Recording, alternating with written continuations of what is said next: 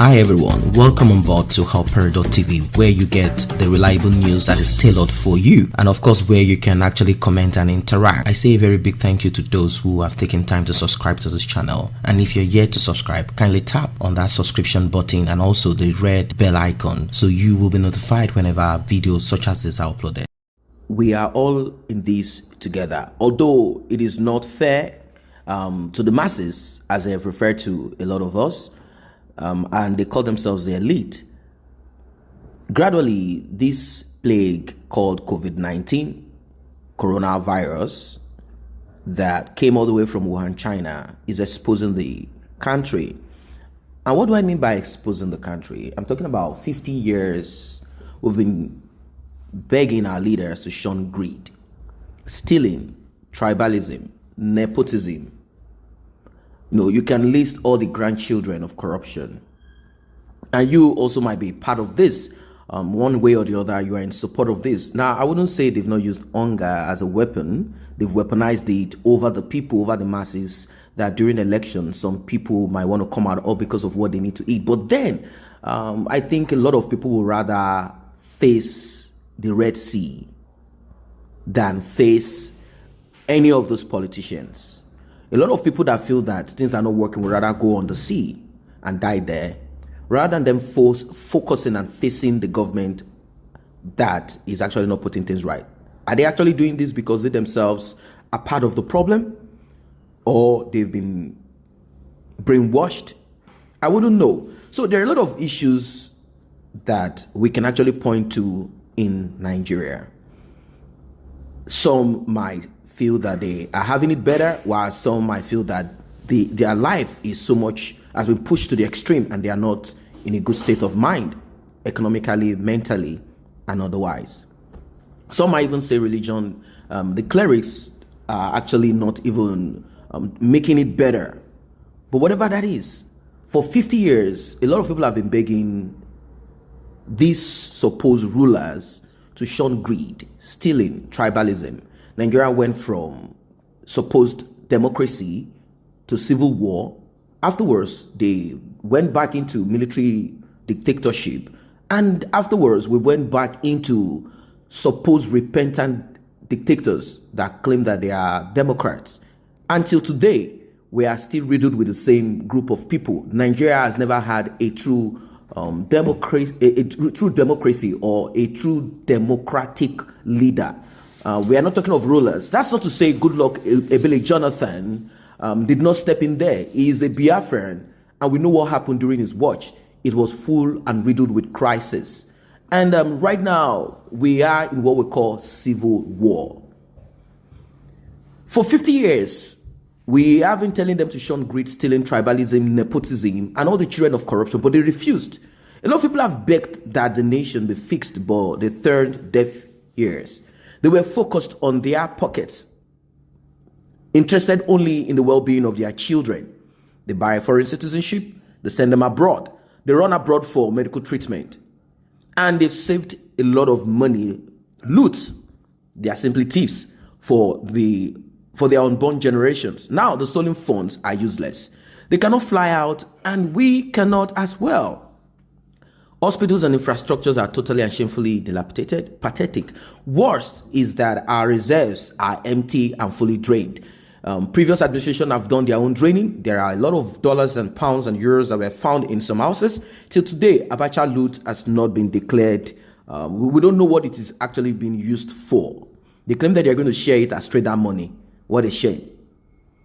All of us will suffer it together. Unfortunately, the moment of truth is here. After this epidemic, we shall collectively decide to run this country, on how to run this country. Either this virus is going to break the nation apart, or it's going to wake up the sleeping giants that should be speaking and acting at the moment. Probably this virus is actually going to make them repent. I wouldn't know. Perhaps the time we are through with this scourge and ravaging, whatever it is that is ravaging, nature would have helped us to press the reset button. A lot of big people are around now by force. There is no London, America, Canada, Russia, wherever to rush to for treatment for headache. Some of them will taste death as well. Yes, they will. It is already happening. Gwagwalada Hospital and Yaba hospitals are now premiums, yet lacking in facilities instead of Dubai, London, Germany, America, India, and China. God, as we are so religious, God truly has a way of fixing nations. Although at the moment they are having the priority, they've been put on the priority list once any of them gets the virus, and majority of them are the ones getting the virus. 90% of them are the ones with the virus. They are given the priority. Simply put, if you are sick, you will not get priority over Abakari. Fix education, pay teachers well, and keep our institutions. No. What about pensioners? The state governors will steal the money. Rather, you send your kids to the best schools in the world, fix health sector, pay doctors well. Never. Rather, you fly around to cure headache, fix security, pay officers well, restructure everything. No. Mba. Fix infrastructures. No way. Everybody from beginning to the end kept raping this country and our resources. From the British selfish monarchy, they raped the country, amalgamated the north and the south. And now, what we have at the moment is a structure that is only for some group of people. He who has the power to grab. We kept politicizing everything. What a shame of a country. We must get sense by force. All of them are now in hiding. They are now importing their children. The rich is now crying. We shall all pay the prices for neglecting the poor masses. We shall feel the same pain. Rather, should I rephrase this?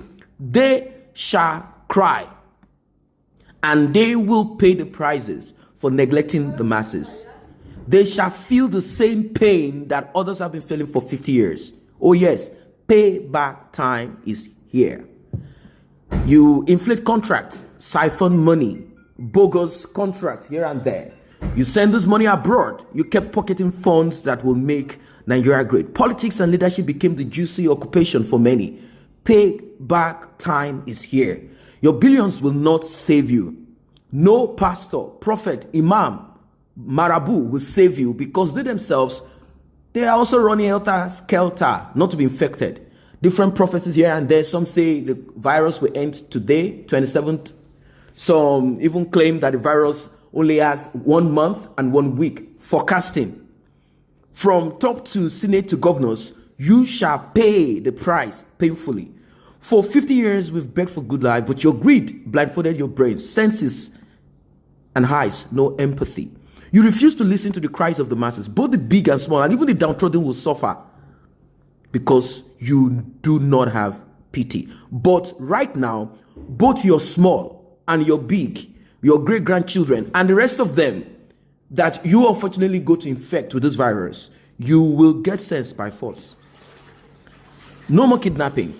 Have you heard of that? No. Coronavirus has kept people somewhere. No more ethnic and religious cleansing. No more armed bandits. No more herdsmen. No more Boko Haram. No more ISWAP.